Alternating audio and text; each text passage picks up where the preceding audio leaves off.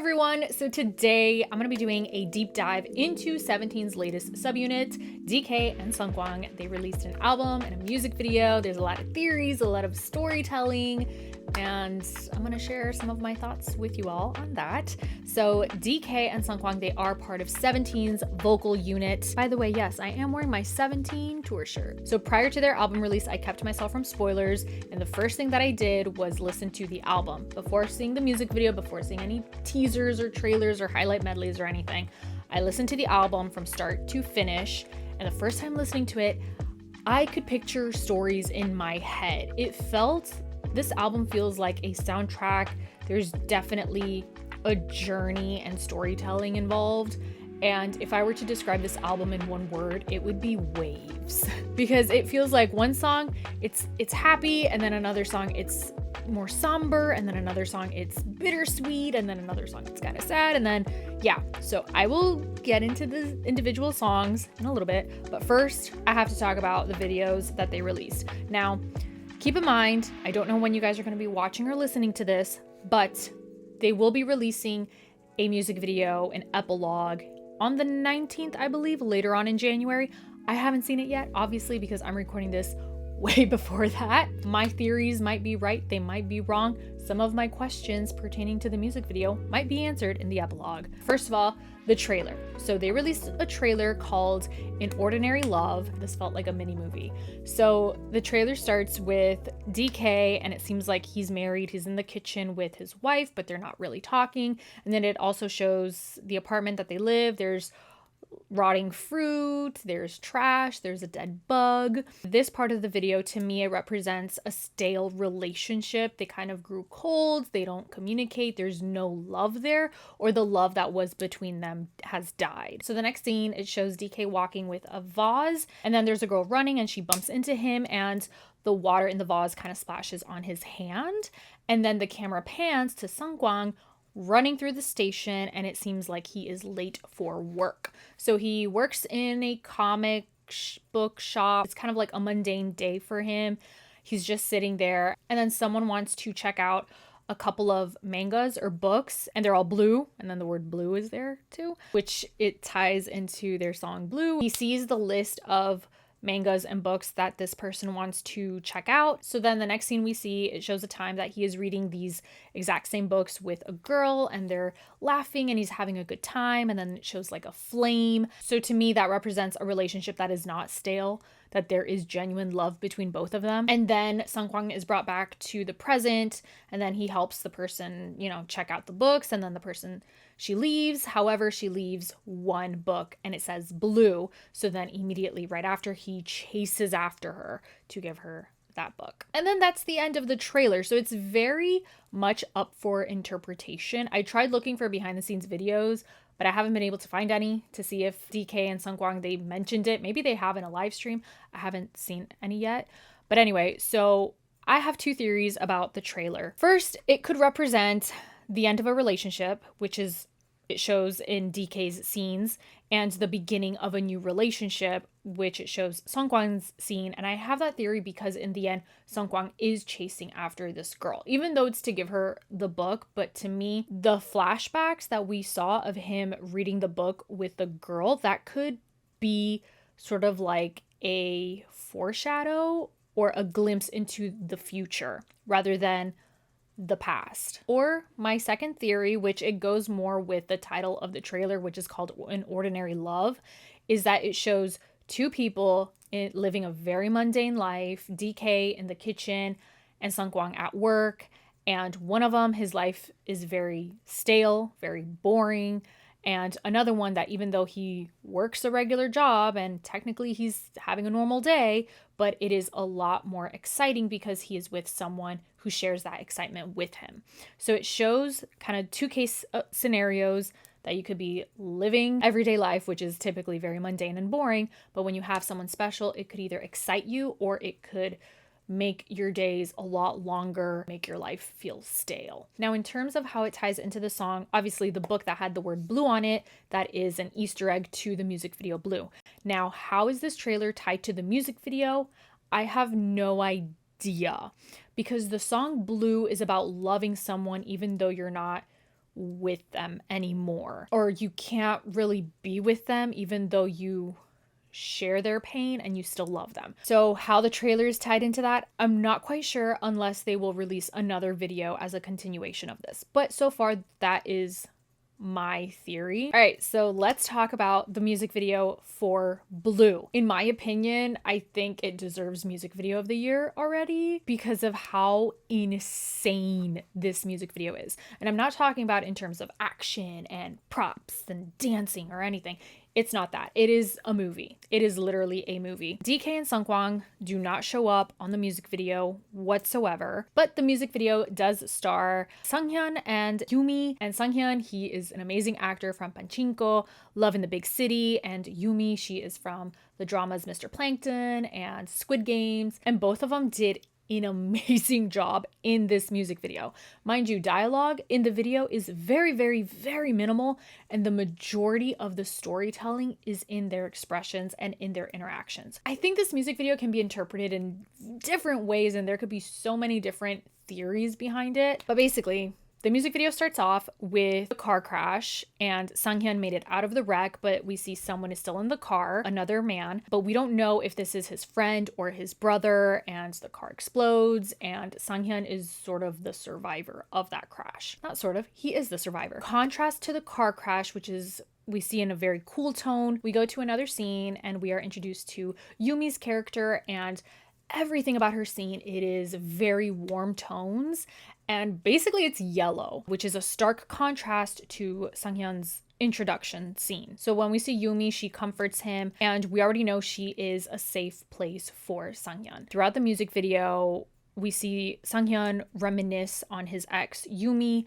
with flashbacks when they met at work, and the scenes go back and forth between present and past. There's a scene that Youmi, she's cooking and she's calling for him, but he doesn't answer. He's in the bathroom. So then she opens the bathroom door to see that he is on the floor and he's kind of having like a panic attack. And so she's there for him and she comforts him and she basically helps him to calm down. There's a scene that she is getting ready to be interviewed for a job, and then she sees that she missed a call from Sanghyun, and she tries calling him back, but he doesn't answer, so she panics. She leaves the interview, and then she goes back to the apartment to see that he is perfectly fine, and she was so scared that something had happened to him. The scene in the 5-minute mark that Sanghyun looks out the window, you could tell by his facial expressions that he knows that he is a burden to Youmi, that their relationship isn't as warm as it was before because of his mental state or his situation. It's taken a toll on the relationship, even though Youmi does everything she can to be there for him. So after that scene, when Youmi wakes up the next day, there is warmth again. What I meant to say is the warm tones return. The changing of the colors represents just how much the relationship is draining her, even though she loves him and he loves her. And the thing is that Sanghyun, he is not a bad person. It's just because of his situation, it is a huge burden that it's hard for someone else to carry that burden along with him. And we know that he is struggling mentally because of the accident that he experienced. And it's not like he's maliciously doing this to hurt her. It's just, it is a huge burden to carry. So in the end, Sanghyun and Youmi, they are walking by a river, but then she lets go of him and she leaves him. And he stays back and they're both crying, and basically, they understand that even though they love each other, they cannot be in a relationship because she can't carry his burden as well because it's a lot. So in the end, even though he doesn't chase after her, I think it's because he understands. And especially because we saw in the 5-minute mark, that scene when he's looking out the window, he knows that this is hard on her. So I think that's why he didn't chase after her, because he knows it's not fair. Now, in terms of how it ties into the song Blue has beautiful lyrics, and it is about loving someone even though you are not with them. I think the music video perfectly represents that, especially from Yumi's point of view, that despite the pain that she feels, she still loves him. And I think their acting represents the bittersweet, beautiful yet painful emotions of loving someone, yet you have to go your own separate ways for your own good. And the lyric that really, to me, it solidifies the whole story, the message of the music video, and obviously the overall message of the song. The lyrics are, it's like you were swept away by the rising feeling, and yet I'm still here. Still I love you. Without you, far from your side, I alone deeply fall in blue. I reach my hand out as best I can toward you. That is the chorus. And I did read someone's comment saying that blue represents the person's struggle or the person's pain. So deeply fall in blue is you are taking on their burden as well. Like you feel what they're feeling. I mean, I think fall in blue could represent a lot of different things, but I think that was a good way of describing it. I think how the music video ended really tied everything up nicely. The epilogue, it could be that they are reunited. He's doing a lot better. He's in a better place mentally. Or the epilogue could show a connection to the trailer of An Ordinary Love with DK and Seungkwan and the music video for Blue. I don't think so. I don't think the trailer and the music video have any correlation. I might be wrong, but it would actually be really nice to see if DK and Seungkwan's stories go with the Blue storyline, but I don't think so. So for the record, I did watch the music video several times. I've been listening to this album a lot, and also I watched the trailer several times. So that is how I came up with these theories. All right, so now let's talk about the album, and it's called Serenade. So the first song on the album is DK's solo, and it is called Rockstar. Rockstar is a song about DK being someone's fan. So basically in the sense that that person, whoever he is singing about, is very special to him, that they are a rock star in his eyes. And there's a part in the song that he sings, even the painful moments that they've experienced together has made their relationship stronger. And I love the lyrics when he sings, "In my life, you're the one and only rock star. Today again, I become your audience. Just like always, my heart is always shouting towards you. A spotlight that lights up my day. Even ordinary days become beautiful. Small everyday moments become more special." Those are the lyrics in the chorus. The song, it's upbeat. It's a feel-good song. If you've listened to DK's solo song called Happy Virus, it has a very similar vibe, but this is more, I guess, upbeat, and it perfectly represents the happiness that you feel when you're in love, especially when you're really rooting for that special someone in your life. I think the song is absolutely sweet. It is so DK and I love it. All right, so the next song on their album is their title track, Blue. From start to finish, the song is very beautiful. However, from the bridge and the last chorus, that's my favorite part. I mean, I love the song as a whole, but just that ending part, the emotions really hit, especially when DK and Seungkwan, they sing and then they sing back and forth. And then in the end, when they sing together and they harmonize, is amazing. And I'm happy that the music video that they released for this song is a mini movie. It's not a TV show. It's not like a K-drama episode. It is literally like a movie. It is movie quality. I think they should have shown the music video in theaters. If music videos could get an Oscar, I would definitely nominate this. So the next song on the album is called Guilty Pleasure. Now this is a complete 180 from Blue. So Blue is very sentimental and Guilty Pleasure is rebellious. I don't think that's even the right word. Not rebellious. But anyway, the song is about a forbidden love and it's a little jazzy and so smooth. It's a very groovy song and I would love to see DK and Seungkwan perform it with a live band. This is definitely a song that it requires live musicians. I think it would sound amazing live. Moving on, the next song on the album is called Silence and it is a very sad song, yet beautiful. Just like I said earlier, how this album to me, it's like waves. You have Blue, which is kind of like down, and then you have Guilty Pleasure, which is up, and then you have Silence, which is kind of down. So there's a lot of emotions weaving throughout this album. So Silence is about the lingering feelings after someone is gone in terms of post-breakup, but I've also interpreted the song as grief as well. If you've lost someone you've loved, this song, the lyrics could also represent that sense of deep loss. Again, this song could be about a breakup and most likely it is about a breakup, which is also sad. And there's a moment in the chorus that they sing that basically they know that there's nothing more that they can do because it's the end of that relationship. And the part when they sing, I realize, I understand, they have to accept the finality of that relationship. Like that person is gone, that relationship is done. regardless of how you feel, there is nothing you can do. So it's a very sad and emotional song, but it's very beautiful, especially the bridge when you hear the strings and the vocals. And I would love to have an orchestra version of this song. I think just how Guilty Pleasure should be performed with a live band, I think Silence should be performed with a live orchestra.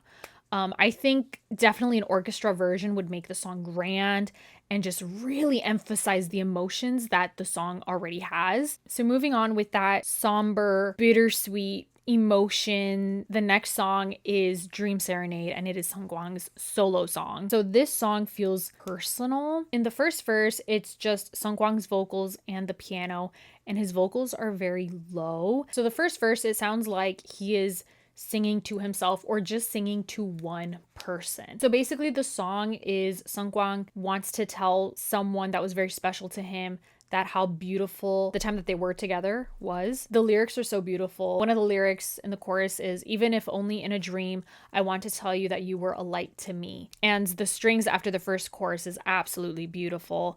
And then the final bridge and chorus, it builds up, which is a stark contrast to the first verse that felt very intimate. And the bridge sort of represents, like, I don't know, an explosion of emotions, I guess. And then the final chorus, he sings, "Even with all the light in the world, it could never replace you. Somewhere I imagine you smiling, and when I do, I'm okay. I think I finally know now the meaning of the word love.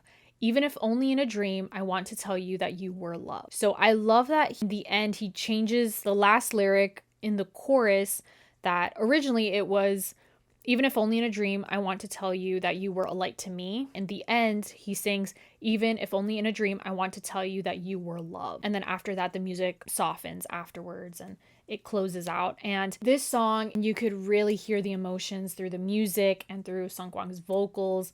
And again, this song sounds personal. It feels very intimate. So when Seungkwan was showing DK his song when they were in LA, which, by the way, it's kind of crazy that when they came to the US to tour the encore, DK and Seungkwan already had the songs. Basically, they had the demos of the songs or the first recordings of it. Obviously, they were still working on the album, but to think that while they were performing in the 17 concert, they already had these songs. It's so crazy because I would love to see them perform these songs live. Anyway, so in that vlog video, Seungkwan is showing DK his song, Dream Serenade, and they were discussing how the song is very peaceful and it's like you're floating through space, and I 100% agree with that description. And DK said that the song feels like a warm, comforting hug before you go to bed. And again, I think that is a perfect way to describe Dream Serenade. So the next song on the album is called Prelude of Love, and it is a very acoustic song. The song is basically about their excitement of seeing someone special, someone they love. And the song perfectly represents when you're in love with someone and you want to see them again and everything reminds you of them. And it's very bright and happy. So from Silence and Dream Serenade to Prelude of Love, the emotions go up. It's brighter, it's happier, and it's a good way to close out the album in sort of that positive, happy, emotional state, which is very similar to how the album started with DK's solo Rockstar, which is very bright, upbeat, happy, hopeful, representing being in love. And then Prelude of Love also has those feelings as well. So I love that this album, it takes you sort of on this journey of experiencing, of being in love, falling in love, the attraction with that, also still loving someone even though you can't be with them, and also having feelings for someone or reminiscing on the good moments that you had with someone, and also how you feel after a relationship, and then in the end, the emotions of being in love again and just being excited again. So in this album, you could clearly hear the difference with DK and Seungkwan in terms of their music styles and also vocals.